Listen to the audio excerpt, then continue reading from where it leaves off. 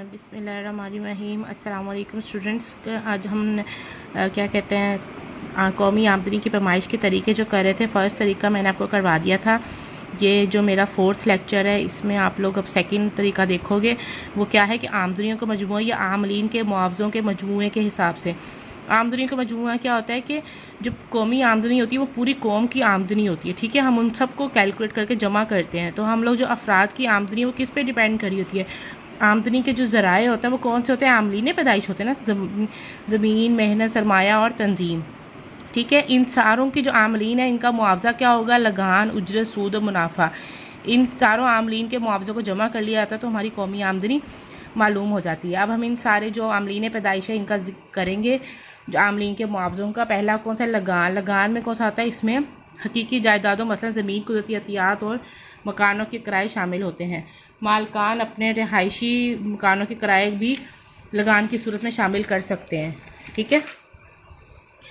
Next है उजरतें। उस मद में क्या आता है, नीम सरकारी जो होती है ना, अफराद जो होते हैं, जो भी गवर्नमेंट, प्राइवेट, ऑल सेक्टर्स में जो काम करने वाले होते हैं, उनकी जो जॉब्स की जो अर्निंग होती है ना, उनकी उजरतें जो होती हैं, वो जो मुआवजे उन्हें मिलते हैं, वो उसके हम लोग कहते हैं उजरतें कहलाती हैं। और सिर्फ इसमें दूसरी होती है जो खिदमात अंसर अंजाम देते हैं, जैसे डॉक्टर्स वगैरह, वकील वगैरह, तो उनको भी उनके जो मुआवजे होते हैं वो भी इसमें ही शामिल होते हैं, ठीक है। और जो दूसरी ज़मनी अदायगियाँ, मतलब फलाह बहबूद के लिए मिलने वाले फ़ंड और जो बाकी रकूमात है वो भी हम इसमें शामिल करते हैं। थर्ड है सूद। इस मद में हुकूमत की जानिब से किए जाने वाले हर किस्म के कर्ज़ों को सूद शामिल किया जाता है, ठीक है। और इसके अलावा जो अंजुमनें होती हैं, ठीक है, यूनियंस होती हैं, उनके ऊपर जो इन्वेस्ट किया जाता है या उसके ऊपर जो हमें इन्वेस्टमेंट के ऊपर सूद मिलता है, जो मुआवजा मिलता है, उसको भी सूद की मद में इसमें शामिल किया जाता है। मुनाफा कौन सा होता है, मुनाफा हर किस्म का होता है। टोटल मुनाफा जात को हम शामिल करते हैं, चाहे वो इनफरादी हो, चाहे वो पार्टनरशिप की बेस पे हो, चाहे वो यूनियन हो, चाहे वो बिजनेस जैसा भी हो, जिस सॉर्ट ऑफ बिजनेस होगा वो सारे के सारे को जो मुआवजा होगा उनको हम मुनाफा जात की सूरत में हम जमा कर लेते हैं। तो हम कह सकते हैं कौमी आमदनी इज इक्वल्स टू लगान प्लस उजरतें प्लस सूद प्लस मुनाफा जात। नेक्स्ट हम इसकी देखेंगे एहतियातें। एहतियातें क्या हैं कि हम लोग जो कौमी आमदनी का अंदाज़ा लगाते हैं कौन कौन सी एहतियातें करनी चाहिए। नंबर 1 पे इंतकाली अदायगियाँ, नंबर 2 पे है गैर कानूनी वसूलियाँ।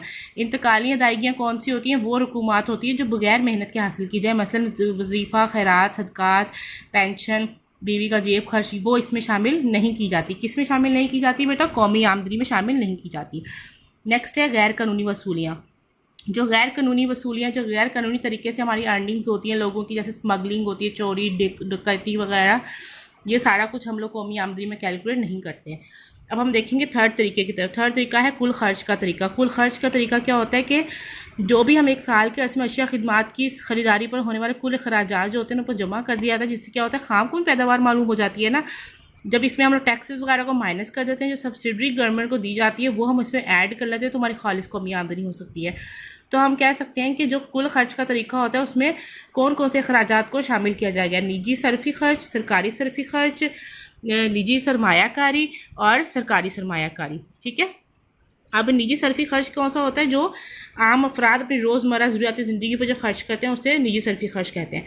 सरकारी सरफी खर्च कौन सा होता है, जो हुकूमत अवाम के फलाह बहबूद के लिए, अमन व अमान के लिए डिफरेंट जो प्रोजेक्ट्स करते हैं, उनको जितनी भी उन पर खर्च होता है वो सारे उसको हम लोग जमा कर लिया जाता है। निजी सरमायाकारी जो है वो क्या होती है, आम अफराद जो सरमायाकारी करते हैं, जैसे नए कारोबार तामीर करना, नए मकाना बनाना, जो भी है इनको जो खर्च किए जाते हैं उनको हम निजी सरमायाकारी करते हैं।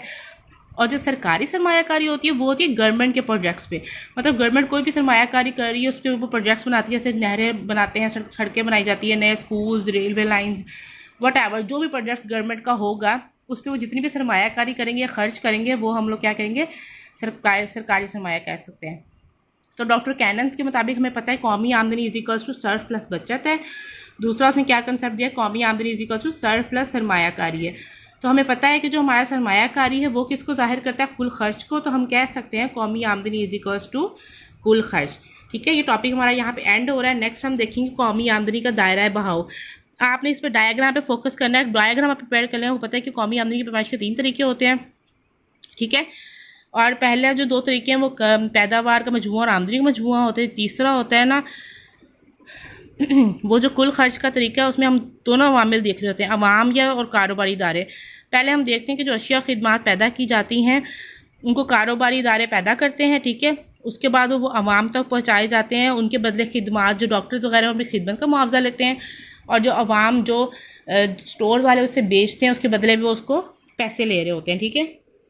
हमने यहाँ पे 2 शोबे लिए हैं, किसका, अवाम या अवामी या कारोबारी इदारे फर्म। यहाँ पे ये पूरी डिटेल आप पढ़ सकते हैं कि जो भी अवाम मेहनत इन सारे जो चारों आमलीन पैदाइश है उनके ज़रिए अपनी खिदमात पेश करते हैं, ठीक है। और कारोबारी इदारे इन खिदमात के बदले लगान उजरत सूद और मुनाफा जान की सूरत में मुआवजा अदा करते हैं, और इस तरह फिर इनकी आमदनी बनती है, और ये सर्कल यूँ ही चलता रहता है। मंडी में फ़रोख्त होते हैं, आवाम को अशिया के बदले क्या मिलती हैं, कीमतें मिल जाती हैं। कारोबारी इदारे आवाम को उनकी ज़रूरत की अशिया मिल जाती हैं, और कारोबारी इदारों वालों को हुकूमत मिल जाती है। इस तरह एक कारोबारी का आमदनी का बहाव शुरू होता है और जो एक दायरे की शक्ल इख्तियार कर लेता है, क्योंकि जितनी आमदनी आमलीन मुआवजे की सूरत में वसूल करते हैं, इसी कदर वो अशिया की कीमतों की शक्ल में अदा कर देते हैं, ठीक है। ये टॉपिक हमारा यहाँ पे क्लोज हो रहा है, इतना इनफ है। कल हम बाकी पढ़ेंगे कौमी आमदनी का मुताला क्यों ज़रूरी है। बेटा आप लोग जो भी मैंने हाईलाइट किया हुआ है उनको प्रॉपर प्रिपेयर कर लेना, बाकी सारा रीड और लाजमी करना है, और डेफिनेशन और एग्जांपल्स और कॉन्सेप्ट आप लोगों के बिल्कुल अच्छी तरीके से क्लियर होने चाहिए, ठीक है। थैंक यू सो मच, अल्लाह हाफिज़।